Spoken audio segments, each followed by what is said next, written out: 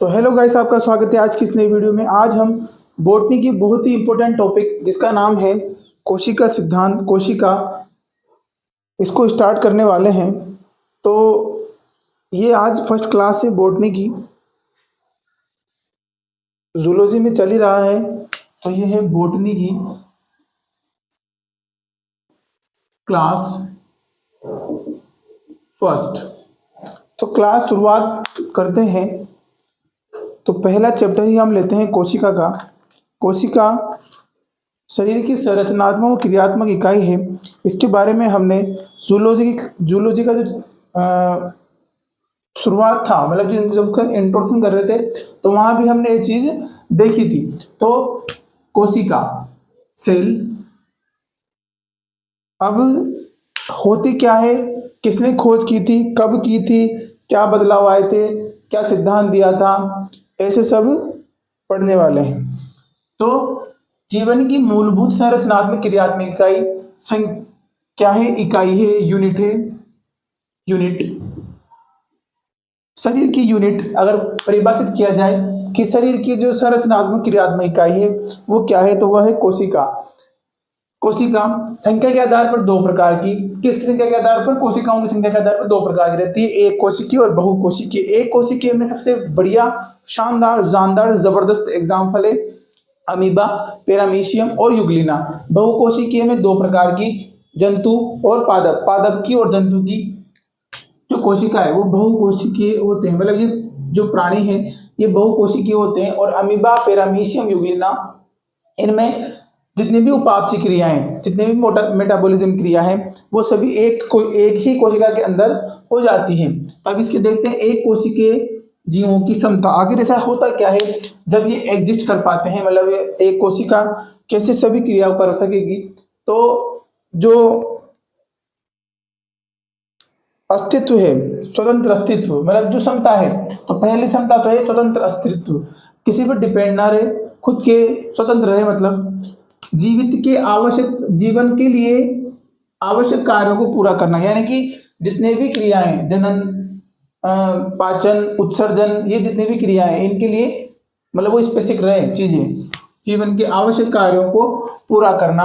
अपवाद है virus. Virus एक कोशिकीय है, लेकिन यह स्वतंत्र अस्तित्व नहीं है इसका, जीवन की आवश्यक कार्यों को पूरा करता है कौन, वायरस। लेकिन ये किसी, इसको साइटोप्लाज्म नाम आएगा, इसी चैप्टर में नाम आएगा साइटोप्लाज्म।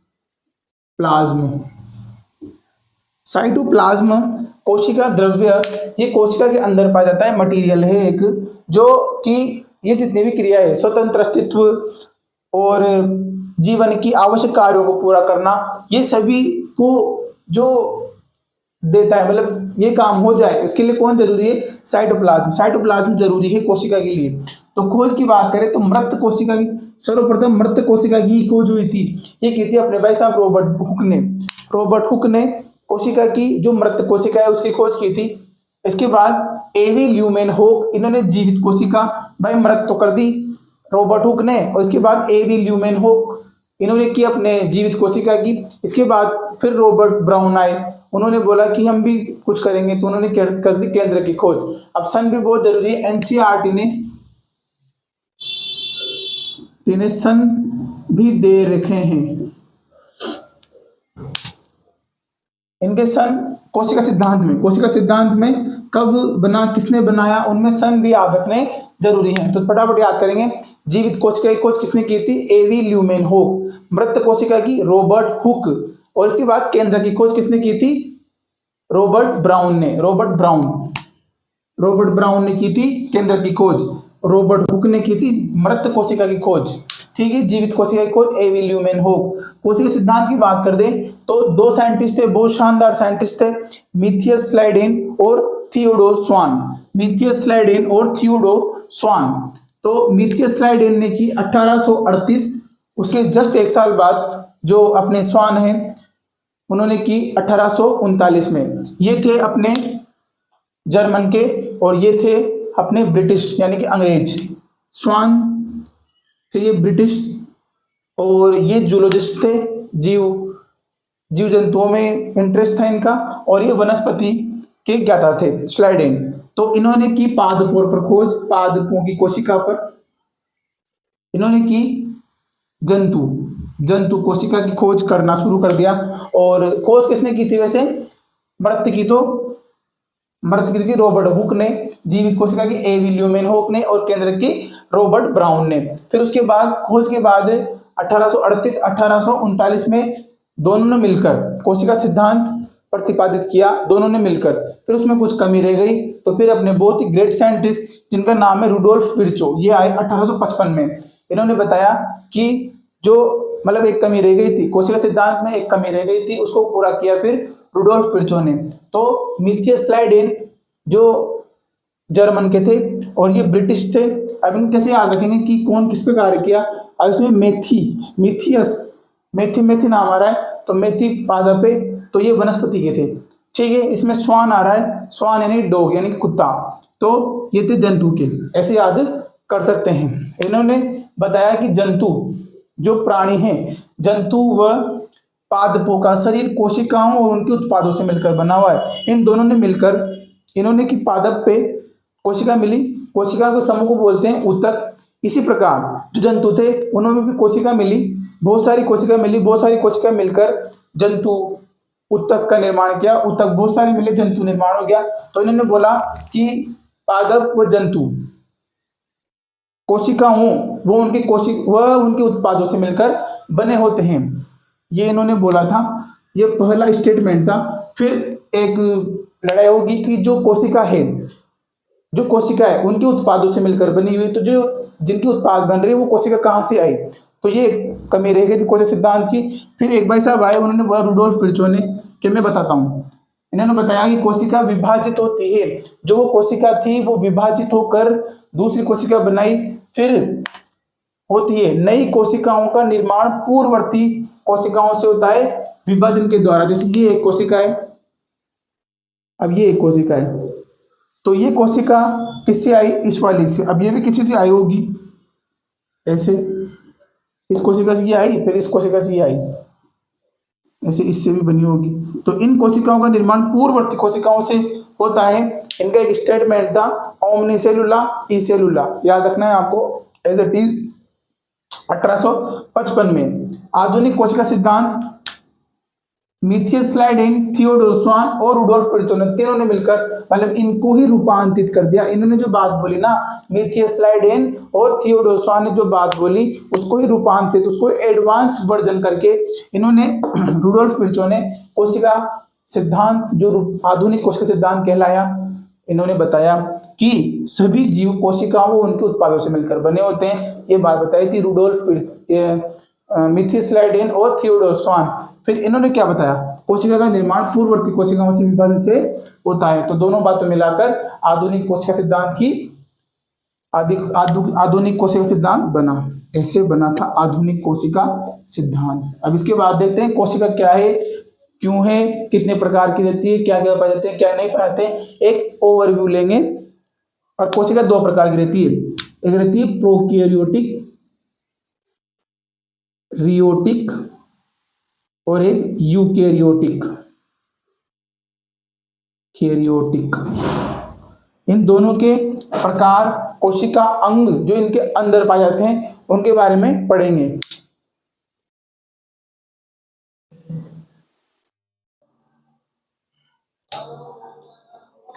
तो कोशिका के बारे में और कोशिका सिद्धांत के बाद हम जो देखते हैं कोशिका का ओवरव्यू, यानी कि जो बाहर से कैसे दिखती है, कहाँ पाई गई पहले, किसमें पाई गई, और जो इसके प्रकार हैं, किस आधार पर इनको बांटा गया, इन सब के बारे में देखते हैं। तो पहली बार कोशिका की खोज किसने की थी? जीवित कोशिका की खोज किसने थी? एवी ल्यूमेन हुक ने। इसके बाद केंद्र की खोज की थी रॉबर्ट ब्राउन ने, और मृत कोशिका की खोज की थी रॉबर्ट हुक ने। इसके बाद कोशिका सिद्धांत दिया था मिथियस स्लाइडेन ने 1838 में, और स्वान जो थियोडोर स्वान थे उन्होंने दिया था 1839 में। आसपास में इन दोनों ने मिलकर कोशिका सिद्धांत को बनाया। उसमें कमी रह गई, कमी को किसने पूरा किया? रुडोल्फ विर्चो ने। उन्हें एक सिद्धांत दिया ओमनी सेलुला ई सेलुला के नाम से, कि जितनी भी कोशिकाएं, ये सब कोशिकाएं अपनी पूर्ववर्ती कोशिका से ही आई है विभाजन के द्वारा। ये आधुनिक सिद्धांत कहलाया गया। उसके बाद हम ओवरव्यू देखते हैं कोशिका का। तो पादप की कोशिका अध्ययन करने के लिए प्याज की कोशिका को लिया गया, जंतु की कोशिका को अध्ययन करने के लिए मनुष्य की गाल की कोशिका को लिया गया, क्योंकि आसानी से मिल चुकी थी हर चीज, जो साइंटिस्ट को अध्ययन करना था वो हर चीज मिल रही थी। इसके बाद जो निष्कर्ष ये निकला कि जो जंतु कोशिका थी और पादप कोशिका, तो पादप कोशिका के अंदर कोशिका भित्ति उपस्थित थी, जंतु कोशिका को भित्ति नहीं थी। इसके बाद झिल्ली, कोशिका झिल्ली दोनों में उपस्थित थी, पादप कोशिका में भी और जंतु कोशिका में। इसके बाद कोशिका द्रव्य दोनों में स्थित था, जंतु कोशिका में, पादप कोशिका में भी। इससे पता चल रहा था प्याज की कोशिका और गाल की कोशिका, मनुष्य की गाल की कोशिका से पता चल रहा था कि क्या क्या उपस्थित है और क्या क्या उपस्थित नहीं है। इसके बाद जो केंद्रक है, तो केंद्रक दोनों में उपस्थित था, पादप कोशिका में, जंतु कोशिका में भी। कोशिका द्रव्य को इंग्लिश में बोलते हैं साइटोप्लाज्म। साइटोप्लाज्म वह स्थान है जहां पर कोशिका से संबंधित जितनी भी क्रियाएं हैं, कोशिका विभाजन, डीएनए आरएनए सब बनना, प्रतिकृति, अनुवादन, स्थानांतरण, सब इसके अंदर होते हैं। ठीक है, तो अब इसके बाद देखते हैं जो एनसीईआरटी ने जो दे रखा है, क्यों यूकैरियोटिक बोलते हैं, क्यों प्रोकैरियोटिक बोलते हैं, यूकैरियोटिक प्रोकैरियोटिक क्या अंतर है। तो कोशिका अगर केंद्र दोनों में मिल रहे हैं, पादप जंतु में, अगर कोशिका के अंदर जो केंद्रक है वो सुविकसित का मतलब है उसके बाहर झिल्ली पाई जा रही है, झिल्लीबद्ध है। अगर केंद्रक झिल्लीबद्ध है तो वो है यूकैरियोटिक, अगर झिल्लीबद्ध नहीं है तो वो है प्रोकैरियोटिक। प्रोकैरियोटिक यूकैरियोटिक को बांटने के कारण सबसे मेन कारण यही है कि झिल्लीबद्ध तो यूकैरियोटिक, और झिल्ली अबद्ध यानी कि जो झिल्ली से बद्ध नहीं हुए तो वो है प्रोकैरियोटिक। और यूकैरियोटिक प्रोकैरियोटिक में सबसे बड़ा अंतर यह भी है कि प्रोकैरियोटिक के अंदर जो कोशिका अंग है, जैसे अंतःप्रदेश जालिका, माइटोकॉन्ड्रिया, रसधानी, लसिकाभंग, माइटोकॉन्ड्रिया, सूक्ष्मकाय, लयनकाय, रसधानी, ये सभी नहीं पाए जाते हैं प्रोकैरियोटिक के अंदर, ये पाए नहीं जाते। और जो यूकैरियोटिक झिल्लीबद्ध कोशिका अंग मिलते हैं यूकैरियोटिक में, प्रोकैरियोटिक में नहीं मिलते। प्रोकैरियोटिक में झिल्ली युक्त कोशिका अंग नहीं मिलते हैं, यानी कि अभाव रहता है। दोनों में झिल्ली रहित राइबोसोम मिलते हैं। लेकिन एक बहुत ही इंपॉर्टेंट बात है कि जो दोनों यूकैरियोटिक प्रोकैरियोटिक में राइबोसोम है वो अझिल्लीबद्ध, मतलब झिल्ली नहीं होती है। ठीक है, और राइबोसोम वो स्थान है जहां पर, मतलब वो स्थान नहीं, ये बनाता है प्रोटीन का निर्माण कौन करता है, राइबोसोम। तो राइबोसोम साइटोप्लाज्म के अलावा, यानी कि जो प्रोकैरियोटिक यूकैरियोटिक में साइटोप्लाज्म घूमते रहते हैं कोशिका अंग, तो राइबोसोम इनके अलावा पादप में पाया जाता है हरित लवक में, और जंतु में पाया जाता है ईआर में, यानी कि एंडोप्लाज्म रेटिकुलम, इसे बोलते हैं RER, रश एंडोप्लाज्म रेटिकुलम। तो रेटिकुलम जंतु कोशिका में पाया जाता है। ठीक है, जंतु कोशिका में झिल्ली रहित तारक केंद्र जैसे अंग विभाजन में सहायता करता है। जंतु कोशिका में तारककाय केंद्र, इन सब के बारे में हम पढ़ेंगे। माइटोकॉन्ड्रिया क्या है, लयनकाय क्या है, सूक्ष्मकाय क्या है, एंडोप्लाज्म रेटिकुलम क्या है, इन सब के बारे में हम देखेंगे। कोशिका के माप के बारे में देख लिया हमें एक बार। सबसे बड़ी कोशिका शुतुरमुर्ग के अंडे के समान, सबसे छोटी कोशिका माइकोप्लाज्मा जो कि 0.3 माइक्रोमीटर है। उसके बाद सब बैक्टीरिया की देख ले लंबाई 3 से लेकर 5 माइक्रोमीटर, सबसे लंबी तंत्रिका कोशिका। इसके बाद तो ये सभी एनसीईआरटी ने एज इट इज दे रखे हैं, तो इनको नोट डाउन करो।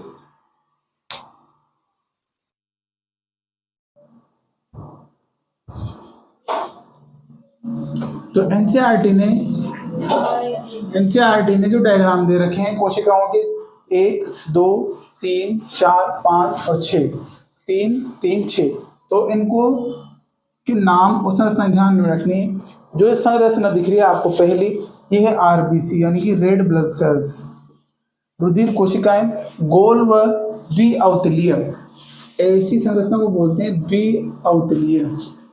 जब ब्लड को माइक्रोस्कोप में देखा गया तो वो इस प्रकार दिखी, उसे बोलते हैं लाल रुधिर कणिकाएं, यानी कि लाल रुधिर कोशिकाएं, गोल भी रहती है और द्विअवतलीय। ये कोई विशेष कारण होता है जिसके द्विअवतलीय होती है। इसके बाद जो WBC है वो अमीबा आकृति होती है, अमीबा यानी कि इसकी जो आकृति है वह बदलती रहती है। कौन किसकी आकृति बदलती रहती है?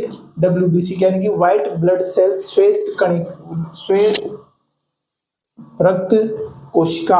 इसके बाद जो सबसे लंबी कोशिका है वो तंत्रिका कोशिका, शाखित यानी कि बहुत सारी ब्रांच निकली होती है, लंबी होती है, लंबी लंबी शाखा निकलती है। इससे संवेदना आती है, मस्तिष्क में जाती है, संवेदना आती है, मस्तिष्क में जाती है।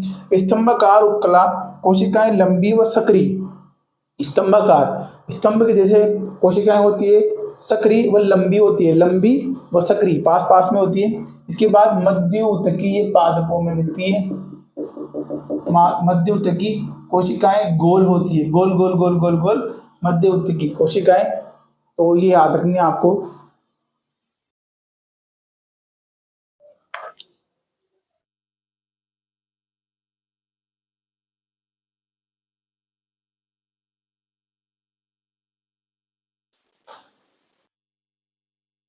कोशिकाओं की आकृति को देखने के बाद जो हम स्टार्ट करते हैं, दो प्रकार की कोशिका, सुविकसित केंद्रक यूकेरियोटिक, अल्प विकसित केंद्रक प्रोकैरियोटिक। तो पहले हेडिंग लगाएं प्रोकैरियोटिक कोशिका, क्योंकि इसमें कोशिका अंग जो है वो झिल्लीबद्ध नहीं है। पहली बात तो कोशिका अंग ही नहीं है। राइबोसोम जो है वो कोशिका में झिल्लीबद्ध रहते हैं, झिल्ली अबद्ध रहते हैं, झिल्ली नहीं होती राइबोसोम के आसपास। ठीक है, तो प्रोकैरियोटिक कोशिका ये रही आपके सामने एक प्रारूपिक जीवाणु, प्रारूपिक यानी कि प्रयोग में जिसे लिया गया अध्ययन करने के लिए, प्रोकैरियोटिक को अध्ययन करने के लिए। तो इसको एकदम एज इट इज दिमाग में छाप लो। कैसे छापेंगे? सुनो ध्यान से, देखो मेरे साथ सुनो। प्रोकैरियोटिक कोशिका की बाहर की भित्ति ग्लाइकोकैलिक्स की, किसकी? ग्लाइकोकैलिक्स।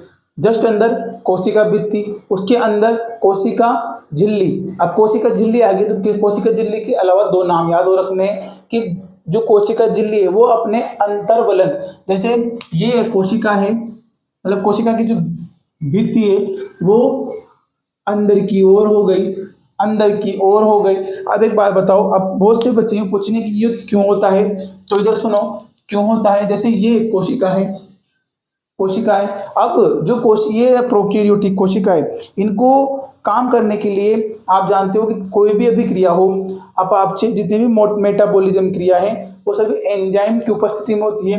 अब यह एक भित्ति है कोशिका झिल्ली, ये भी एक कोशिका झिल्ली है। ठीक है, अब मैं यहाँ पे कुछ एंजाइम रख दूं तो यहाँ पर ज्यादा एंजाइम आएंगे या फिर यहाँ पर, और दूसरी बात यहाँ पर ज्यादा एंजाइम होंगे, इसलिए यह अपने एंजाइम को पकड़ के रखती है, अंतर्वलक बनाती है जिससे एंजाइम बहुत सारे आ जाएं। तो ये एंजाइम रहते हैं यहाँ पर भी। तो दो प्रकार की, 3 4 5 नाम एक साथ याद रखने। बाहर ग्लाइकोकैलिक्स, कोशिका भित्ति, कोशिका झिल्ली प्रोकैरियोटिक कोशिका के अंदर दो प्रकार की संरचना बनाती है अंतर्वलित होकर।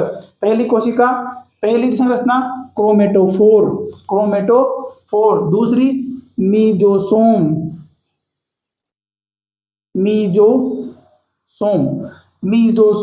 व क्रोमेटोफोर। कोशिका झिल्ली अंतर्वलित क्यों होती है ये भी बता दिया आपको, क्यों होती है एंजाइम को स्प्रेड करने के लिए। क्रोमेटोफोर और मीजोसोम। इसके बाद 5 नाम याद हो गए। इसके बाद छठा नाम राइबोसोम, जो कि झिल्ली अबद्ध है, यानी कि झिल्ली नहीं पाई जाती राइबोसोम। और प्रोकैरियोटिक में 70S प्रकार के। अब ये S क्या होता है, 70S क्या होते हैं, वो सब आगे पढ़ेंगे। तो राइबोसोम मिलते हैं, झिल्ली अबद्ध। अब 6 नाम याद हो गए, 5वां नाम ठीक है राइबोसोम। इसके बाद कोशिका झिल्ली और कोशिका भित्ति। जो कोशिका झिल्ली दो संरचना बना रही थी, एक तो क्रोमेटोफोर, एक मीजोसोम और क्रोमेटोफोर। कोशिका झिल्ली और कोशिका भित्ति के बीच के स्थान को क्या बोलते हैं? पेरीप्लाज्मिड।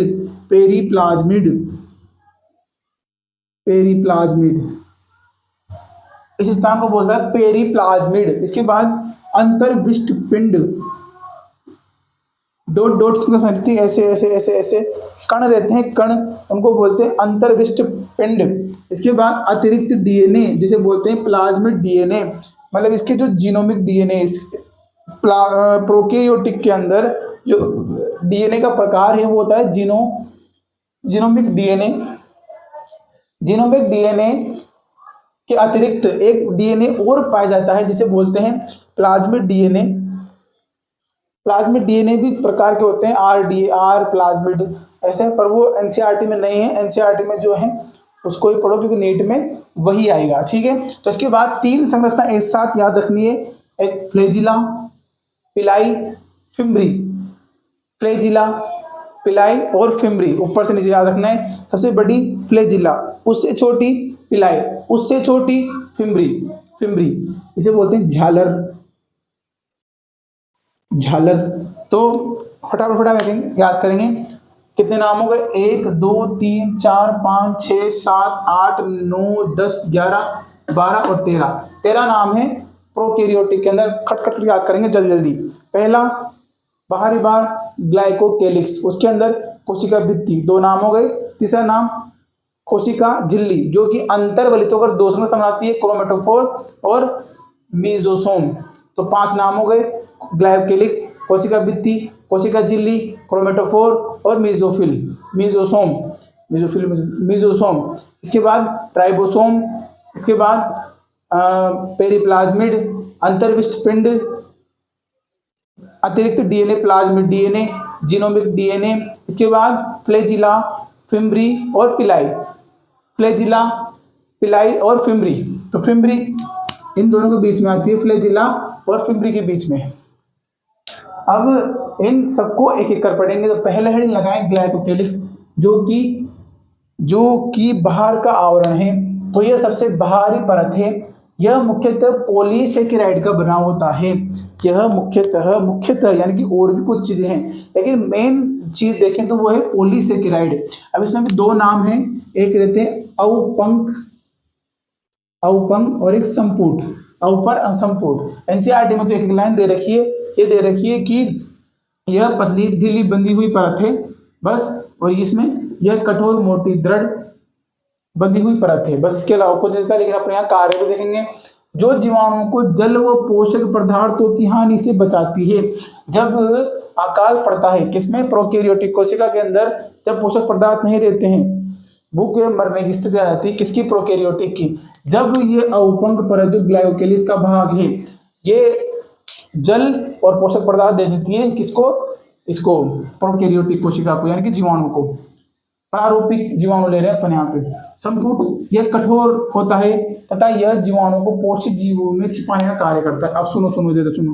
पोषित जीवों का मतलब क्या है, जैसे ये अपने में एंटर हो गया, मान लो ये एंटर हो गया, तो अपने शरीर के एंजाइम, अपने शरीर की जो एंटीबॉडी है वो ये चाहेगी कि ये मरे, सही बात है। तो इसे बचाने के लिए कौन कार्य करता है, संपुट, किसका, ग्लाइकोकेलिस का। बाहर का आवरण सैनिक की तरह कार्य करता है संपुट, ठीक है। इसके बाद हेडिंग लगाएं कोशिका भित्ति, बहुत ही इंपॉर्टेंट, नीट में क्वेश्चन आएगा ही आएगा। कोशिका भित्ति यानी कि सेल वॉल। कोशिका भित्ति के कार्य देखेंगे, मुख्यतः काय की बनी होती है, मुख्यतः बनी रहती है पेप्टिडोग्लाइकेन। पेप्टिडोग्लाइकेन, पेप्टिड का मतलब प्रोटीन और ग्लाइकेन का मतलब कार्बोहाइड्रेट, यानी कि प्रोटीन और कार्बोहाइड्रेट की मिलकर बनी होती है। जीवाणु की कोशिका को आकृति प्रदान करती है कौन, कोशिका भित्ति। जीवाणु की जो कोशिका है इसको आकृति प्रदान कौन करती है, कोशिका भित्ति। संरचनात्मक सहारा देते हुए फटने या निपातित, निपातित का मतलब जैसे गुब्बारे में हम उभर रहे हैं, जगह पर जहां पर तो एकदम पूरे निपातित यानी कि फटना, इससे कौन बचाती है, कोशिका भित्ति। ग्राम अभिरंजक तकनीक, ग्राम अभिरंजक तकनीक बहुत ही इंपॉर्टेंट है। इसको, यह किससे संबंधित है, कोशिका भित्ति से। अभी इधर सुनो, एक क्रिस्टल वॉयलेट नाम का एक अभिरंजक, अभिरंजक, अभिरंज, रंज, रंज का मतलब रंगाना, रंजक, अभिरंजक, अभिरंजक, क्रिस्टल वॉयलेट नाम का एक अभिरंजक आता है जो कि जैसे अपन लैब में काम करते हैं, तो अभिरंजक डाल के स्लेट में रख के उसको देखते हैं माइक्रोस्कोप में, तो जो अभिरंजक है वो है क्रिस्टल वॉयलेट, का नाम होगा क्रिस्टल वॉयलेट। ये रहा क्रिस्टल वॉयलेट को ग्रहण करने वाले ग्राम पॉजिटिव, ग्रहण नहीं करने वाले ग्राम नेगेटिव। तो ग्राम एक साइंटिस्ट का नाम है, उन्होंने बताया कि जो प्रोकैरियोटिक कोशिका क्रिस्टल वॉयलेट को ग्रहण कर लेती है वो तो है ग्राम पॉजिटिव, और जो ग्रहण नहीं कर पाती वो है ग्राम नेगेटिव। तो ये डायग्राम ऐसे 30 रहेगा, इसको हटा देते हैं।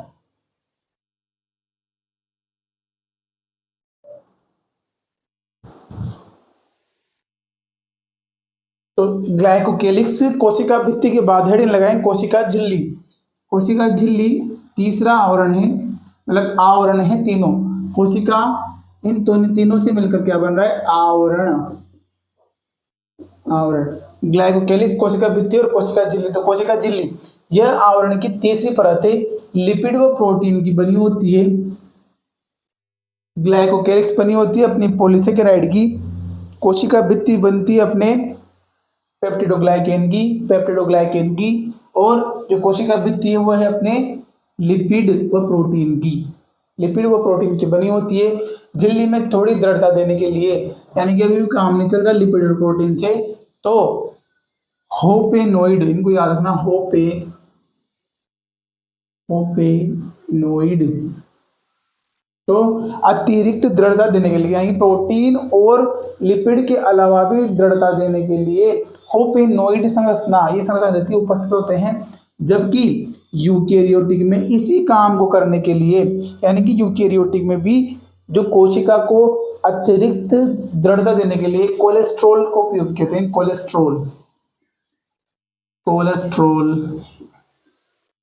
कोलेस्ट्रॉल का उपयोग किया जाता है अतिरिक्त दृढ़ता देने के लिए यूकेरियोटिक में, और प्रोकैरियोटिक में होपेनोइड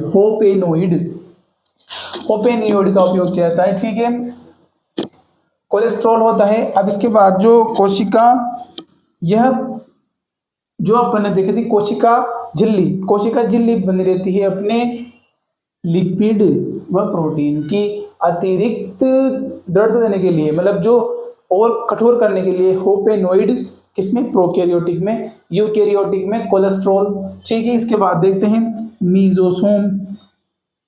ये क्या है? अंतर्वलन से दो संरचना बताई थी मैंने, तो एक तो मीजोसोम और एक क्रोमेटोफोर। तो क्रोमेटोफोर और मीजोसोम को इसी स्लाइड में देखेंगे, दोनों को एक साथ। तो मीजोसोम यह प्लाज्मा झिल्ली के अंतर्वलन से बनी होती है। ठीक है, जो कि आकृति के अनुसार पुटिका, पटलिका व नलिका, तीन प्रकार की हो सकती है। पुटिका, पटलिका, नलिका। मीजोसोम तीन प्रकार के हो सकते हैं, पुटिका व नलिका। अधिक सतही क्षेत्रफल बढ़ाने से यहाँ एंजाइम की मात्रा बढ़ जाती है। मैंने बोला था आपको कि ऐसे इसलिए होती है क्योंकि एंजाइम स्टोर कर सके, एंजाइम की मात्रा बढ़ जाती है, जिसके कारण यह निम्नलिखित कार्य कर पाती है। मीजोसोम के कार्य, तीन चार कार्य, इनको कंटेस्ट याद रखना। कोशिका भित्ति का निर्माण एक कार्य, और इसका स्त्रवण। भाई एंजाइम लेके बैठी है तो स्त्रवण भी होगा। कोशिका भित्ति का निर्माण और स्त्रवण। कोशिकीय श्वसन भी कौन करती है? मीजोसोम कोशिकीय श्वसन करता है। बने हुए डीएनए का पुत्री कोशिकाओं में वितरण, यानी कि बन गए डीएनए, उनको बांटना किसका कार्य? मीजोसोम का। इसके बाद क्रोमेटोफोर एक ही कार्य, प्रकाश संश्लेषण का। प्रकाश संश्लेषण किसका? क्रोमेटोफोर का। कोशिका झिल्ली के अंतर्वलन से बनी इन संरचनाओं पर प्रकाश संश्लेषक वर्णक पाए जाते हैं। इन पर क्या पाए जाते हैं? लाइट, यानी कि प्रकाश संश्लेषण वर्णक, जो कि प्रकाश से भोजन प्राप्त करते हैं। कुछ ही प्रोकैरियोटिक होते हैं पर ऐसे, कुछ ही जीवाणु होते हैं ऐसे, सब में नहीं मिलते। यह कुछ ही बैक्टीरिया में, जैसे कि बीजीए सबसे फेमस, साइनोबैक्टीरियम, याद रखना, साइनोबैक्टीरियम, बीजीए भी बोलते हैं इसे, साइनोबैक्टीरियम। यह साइनोबैक्टीरियम प्रकाश से भोजन को बनाता है, प्रकाश से भोजन को बनाने का कार्य साइनोबैक्टीरियम। तो इस स्लाइड में हमने क्या पढ़ा? कोशिका झिल्ली काय की बनी? प्रोटीन की और लिपिड की। अतिरिक्त स्थायित्व, अतिरिक्त दृढ़ता देने के लिए क्या मिलाया? होपेनोइड। इसमें प्रोकैरियोटिक में। यूकैरियोटिक में क्या मिला है? कोलेस्ट्रॉल यही काम करने के लिए कोलेस्ट्रॉल रहता है। उसके बाद मीजोसोम कार्य देखिए कोशिका भित्ति के, कोशिका झिल्ली के, तो यह मीजोसोम यह प्लाज्मा झिल्ली के अंतर्वलन से बनी होती है। ठीक है, तीन प्रकार होते हैं, पुटिका, नलिका और पटलिका। अधिक सतही क्षेत्रफल बढ़ाने हेतु एंजाइम की मात्रा बढ़ जाती है, जिसके कारण निम्नलिखित कार्य कर सकती है। कोशिका भित्ति का निर्माण, स्त्रवण, पुत्री कोशिका का वितरण, और कोशिका भित्ति का कोशिकीय श्वसन कर सकती है। इसके बाद क्रोमेटोफोर का कार्य प्रकाश संश्लेषण, कुछ ही में कुछ ही जीवाणु कुछ ही बैक्टीरिया में मिलते हैं, जैसे कि बीजीए साइनोबैक्टीरियम जीवाणु, साइनोबैक्टीरियम जीवाणु में क्रोमेटोफोर पाए जाते हैं। ठीक है, कुछ बैक्टीरिया मिलते हैं। इन संरचनाओं में प्रकाश संश्लेषी वर्णक पाए जाते हैं। ये जो अंतर्वलित हुई संरचना है, तो मीजोसोम में तो एंजाइम और क्रोमेटोफोर में प्रकाश संश्लेषी वर्णक पाए जाते हैं।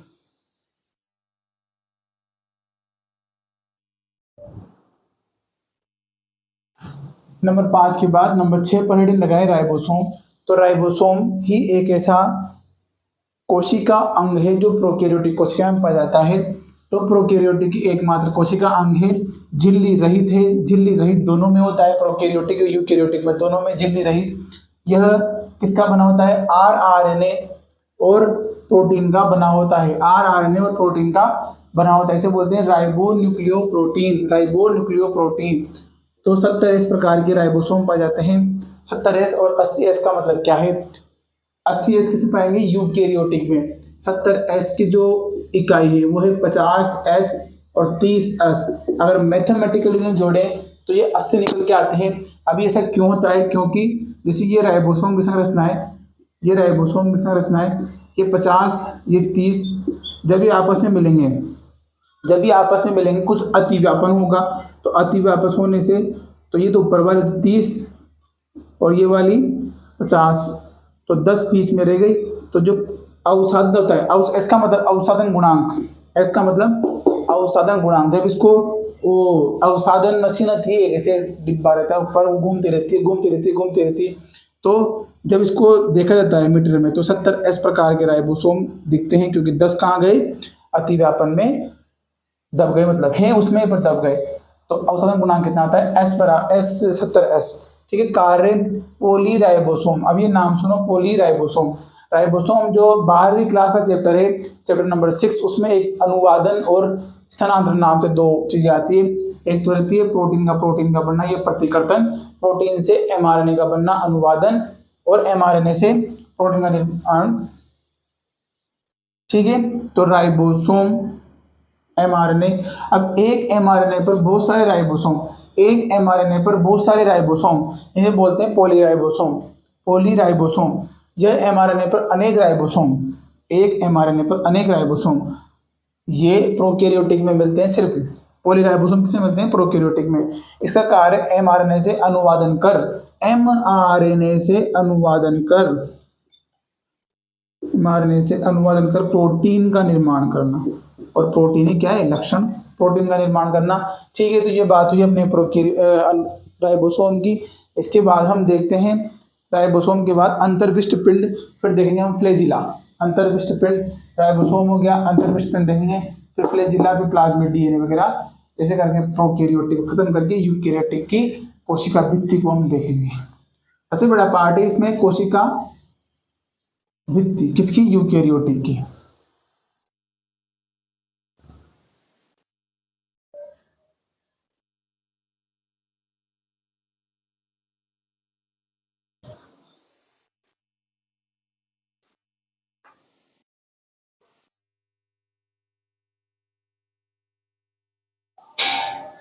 तो राइबोसोम के बाद हेडिंग लगाएं नंबर 7 पर अंतर्विष्ट पिंड।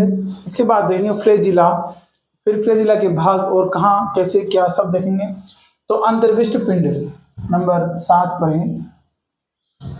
राइबोसोम देख लिया, क्रोमेटोफोर देख लिया, कोशिका झिल्ली देख ली, कोशिका भित्ति देख ली, ग्लाइकोलाइसिस देख लिया और मीजोसोम देख लिया। यह झिल्ली से बंधित नहीं होते। जो अंतर्विष्ट पिंड है यह झिल्ली से बद्ध नहीं होते हैं, यह साइटोप्लाज्म में घूमते रहते हैं। साइटोप्लाज्म में कौन घूमता रहता है? अंतर्विष्ट पिंड। अंतर्विष्ट पिंड जैसे फोस्फेट के कण, ग्लाइकोजन के कण, साइनोफाइसियन के कण, 3 प्रकार के कण घूमते रहते हैं। 3 प्रकार के कण घूम सकते हैं, फोस्फेट के कण, फोस्फेट के कण, ग्लाइकोजन के कण व साइनोफाइसियन, फोस्फेट व ग्लाइकोजन के कण घूम सकते हैं। इसके बाद हेडिंग है गैस रिक्तिका। गैस रिक्तिका क्या है? अपवाद स्वरूप है, क्योंकि इसके बाद जो अंतर्विष्ट पिंड, ये भी अंतर्विष्ट पिंड है, इसमें झिल्ली पाई जाती है पर, और जो झिल्ली से बद्ध नहीं होते हैं वह अंतरपिंड होते हैं, लेकिन ये अपवाद है। कौन? गैस रिक्तिका आभासी झिल्ली होती है, इनकी आभासी होती है, प्रॉपर भी नहीं होती। यह कुछ बैक्टीरिया में ही उत्प्लावकता तैरने का कार्य करती है। गैस रिक्तिका किसका कार्य करती है? तैरने का। तैरने का कार्य कौन करती है? गैस रिक्तिका। किसमें पाई जाएगी? बीजीए, यानी कि बीजीए कहाँ गया, यह कुछ बैक्टीरिया में ही उत्प्लावकता तैरने का कार्य पैदा करती है। साइनोबैक्टीरियम बैंगनी हरे प्रकाश संश्लेषी, 3 प्रकार के बैक्टीरिया में ही गैस रिक्तिका पाई जाती है। जैसे पहला है बीजीए, साइनोबैक्टीरियम, हरे और बैंगनी बैक्टीरिया यानी कि प्रकाश संश्लेषी। ठीक है, इसके बाद में लगा है फ्लैजिला। तो फ्लैजिला बाहरी भाग है जो कोशिका भित्ति से बना हुआ होता है, कोशिका भित्ति से बना हुआ बाहरी भाग है कोशिका भित्ति से। तो प्रोकैरियोटिक में फ्लैजिला फ्लैजिलिन प्रोटीन के बने होते हैं, फ्लैजिलिन प्रोटीन के बने होते हैं, संकुचनशील होते हैं। इनका कार्य गमन व गति करवाना है। अतः यह केवल गतिशील बैक्टीरिया जैसे साइनोबैक्टीरियम भी गतिशील जीव बैक्टीरिया है। यह कोशिका भित्ति से बाहर निकले हुए तंतुमय संरचना है। किससे निकले हुए? कोशिका भित्ति से निकले हुए तंतुमय संरचना है। इनमें 3 भाग होते हैं। 3 भाग कौन कौन से? तंतु, हुक और आधारिकाएं। तंतु, हुक और आधारिकाएं। तंतु क्या है? सबसे लंबा भाग है, जैसे ये है, इसे बोलते हैं तंतु। यह है हुक और यह है आधारीय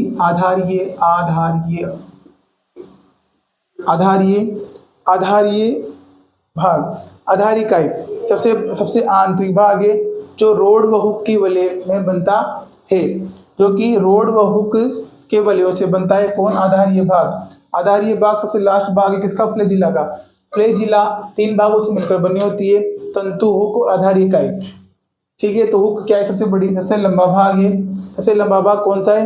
हुक। उसके बाद सबसे लंबा भाग तंतु, उसके बाद हुक का क्या कार्य है? ये तंतु को और आधारिकाएं को जोड़ता है। सबसे आंतरिक भाग जो कि रोड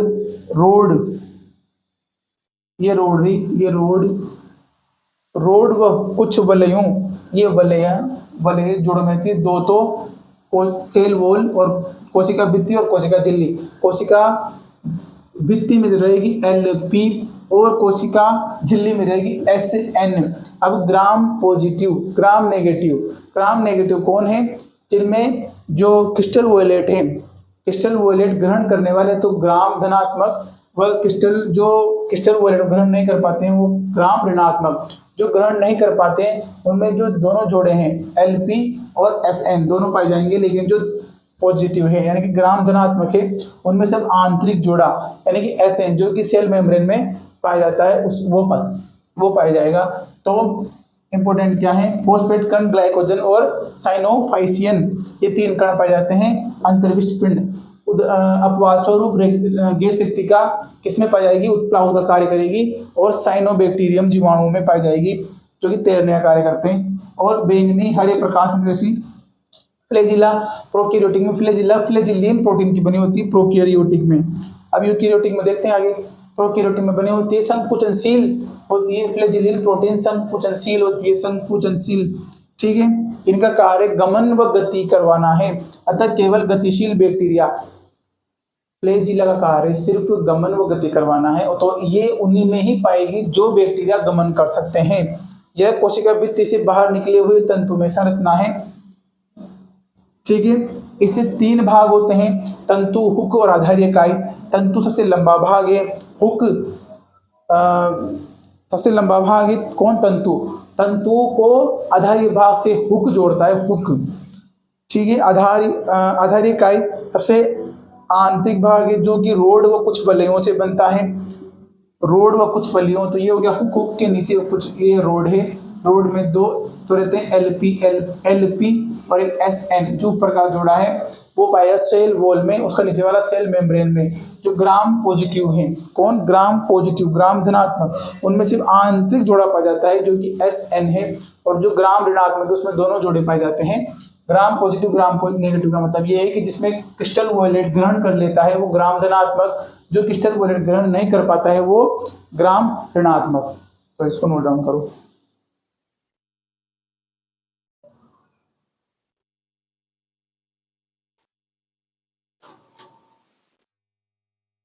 तो फ्लैजिला के बाद हेडिंग लगाएं नंबर 9 पर पिलाई। उससे छोटी संरचना होती है फ्लैजिला, ये तीनों साथ साथ में फ्लैजिला, पिलाई और फिमरी से बोलते हैं हिंदी में झालर। तो पिलाई यह नलिकाकार छोटी संरचना है जो पिलीन प्रोटीन की बनी होती है। जो पिलाई है वो किसकी बनी रहती है? पिलीन प्रोटीन की। और जो फ्लैजिला है वो फ्लैजिलीन प्रोटीन की। ठीक है, उसमें 3 भाग होते हैं। पहला तंतु, सूक और आधारीय इकाई।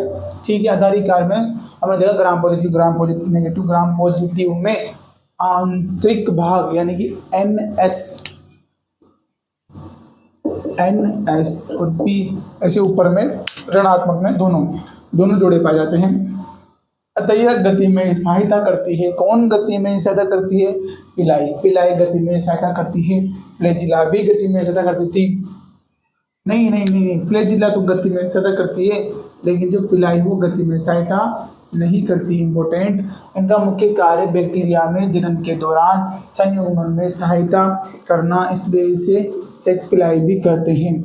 जैसे ये बैक्टीरिया है और ये बैक्टीरिया है, अब ये आपस में ऐसे मिल गए तो ये जो पिलाई है वो ऐसे जुड़ जाती है, पिलाई ऐसे जुड़ जाती है, इसलिए इन्हें सेक्स पिलाई भी कहते हैं। इसके बाद लगाएं हेडिंग झालर।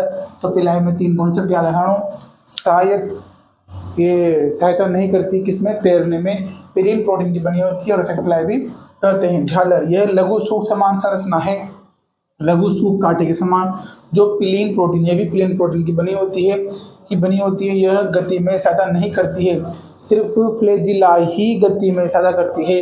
फ्लैजिला ही गति में सहायता करती है, पिलीन प्रोटीन और पिलाई प्रोटीन नहीं।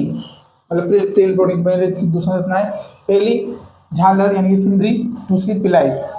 ठीक है, बनी होती है। यह भी गति में सहायता नहीं करती। इसका मुख्य कार्य किसी आधारीय सतह से चिपकना, जैसे बहते पानी में चट्टान या पोसी, जैसे कोई पानी बह रहा है उसमें जो जीवाणु है वो बहता जा रहा है लेकिन उसे कहीं चिपकना है, तो कौन हेल्प करेगी? झालर यानी कि फिमरी। इसके बाद जीनोमिक डीएनए, इसके बाद देखेंगे प्लाज्मिड डीएनए। तो जीनोमिक डीएनए बैक्टीरिया में मुख्य नग्न डीएनए होता है, क्योंकि डीएनए के आसपास कोशिका मतलब जो वो झिल्ली है वो नहीं पाई जाती है। जब नग्न डीएनए होता है किसके अंदर? प्रोकैरियोटिक कोशिका के अंदर। यह एकल वर्ताकार तो ऐसे रहता है। ठीक है, तो एकल वर्ताकार डीएनए की संरचना वैसे ऐसे होती है, ऐसे। तो ये ऐसे जुड़ा रहता है तो वर्ताकार हो गया। तो वर्ताकार व द्विरज्जुकीय, यह द्विरज्जुकीय यानी कि एक रज्जुकीय और एक रज्जुकीय। द्विरज्जुकीय डीएनए होता है, द्विरज्जुकीय होता है। बैक्टीरिया में डीएनए को संग्रहित करने के लिए पॉलीएमिन प्रोटीन पाई जाती है। पॉलीएमिन प्रोटीन पाई जाती है। पॉलीएमिन प्रोटीन क्यों पाई जाती है? क्योंकि जो हमारा डीएनए है उसको संग्रहित कर सके। यूकैरियोटिक और प्रोकैरियोटिक में बहुत बड़ा अंतर आ गया यहाँ पे सामने कि जो प्रोकैरियोटिक कोशिका है इसको जो इतना बड़ा डीएनए है उसको संग्रहित करने के लिए पॉलीएमिन प्रोटीन, और जो अपने यूकैरियोटिक में उसमें हिस्टोन प्रोटीन, जैसे यहाँ हिस्टोन प्रोटीन नहीं मिलता है। इसके बाद देखेंगे हम प्लाज्मिड डीएनए। तो प्लाज्मिड डीएनए के बारे में सबसे ज़्यादा जानकारी हमें मिलेगी 12th क्लास के जो बायोटेक्नोलॉजी का पार्ट है उसमें। अभी सिर्फ इनकी थ्योरी पढ़ लेते हैं। थ्योरी कुछ इस प्रकार है कि जो प्लाज्मिड डीएनए होता है यह मुख्य जीनोमिक डीएनए से बहुत छोटा होता है।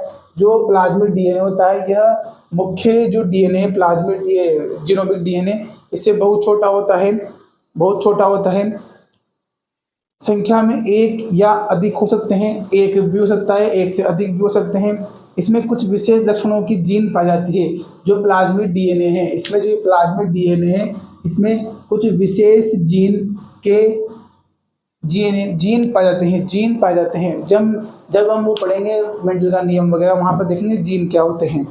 तो वर्ताकार डबल स्ट्रैंड डीएनए होता है। वर्ताकार, ये भी वर्ताकार होता है, ये भी वर्ताकार होता है। डबल स्ट्रैंड यानी कि द्विरज्जुकीय डीएनए। इसके अलावा इसके अलग अलग प्रकार हो सकते हैं, जैसे आर डीएनए, आर फेज्ड, ऐसे कुछ प्रकार रहते हैं इनके। यह आर डीएनए तकनीकी जिनमें वाहक डीएनए के रूप में कार्य करता है, जैसे किसी बाह्य जीन को स्थानांतरित करने में सहायता। बायोटेक्नोलॉजी के अंदर बहुत ही विशिष्ट तरीके से पढ़ेंगे इसको, प्लाज्मिड डीएनए को। अब इसके बाद हम जो यूकैरियोटिक कोशिका है उसको स्टार्ट करेंगे। तो प्रोकैरियोटिक में ग्लाइकोलिस पढ़े, कोशिका भित्ति पढ़ी, कोशिका झिल्ली पढ़ी, क्रोमेटोफोर पढ़ा, राइबोसोम पढ़ा, अंतर्विष्ट पढ़े, प्लाज्मिड डीएनए पढ़ा, झालर पढ़ी, पिलाई पढ़ी, फ्लैजिला पढ़ी और मेसोसोम वगैरह, जीनोमिक डीएनए सब पढ़ ली। इसके बाद हम हेडिंग लगाएंगे यूकेरियोटिक कोशिका की कोशिका झिल्ली लास्ट, ठीक है।